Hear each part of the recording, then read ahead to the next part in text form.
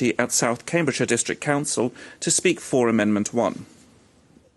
Thank you. Conference, the climate and ecological emergencies are interlinked and interdependent, and that is why the Lib Dem green recovery must have both of them embedded.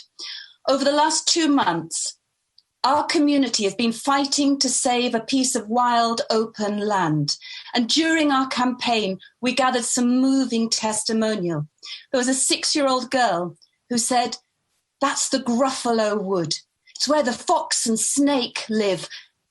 I haven't seen them, but I know they're there." And a 78-year-old man said, "I courted my wife here along beside that brook 50 years ago. She died of COVID, and when I come and walk along here now, she's with me." And a 19-year-old man said, "During lockdown, my depression got worse, but the wildlife here saved me. I can't explain it, but I walk every day and there's this old tree, and when I put my hand on the bark, it just makes me feel better." Now, last week we got the news that despite the fact we'd raised enough funds locally to meet the sale price, we were outbid, and that land has been sold from out beneath us. And that's sad. But it's not as sad as the fact that many, many people in this country don't even have the chance for that kind of access.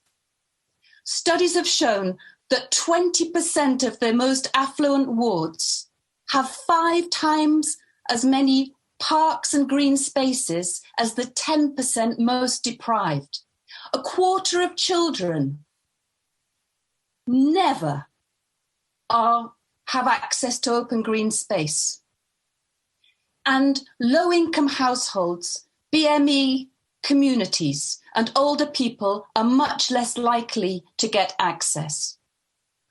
The Tory plans for economic recovery, with the build, build, build mantra, and the proposed reforms to the planning system will exacerbate this unfairness.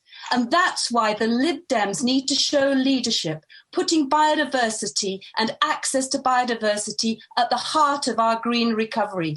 I speak specifically in support of lines 6 to 10 of the amendment, because it's through the planning system that local governments can be transformative.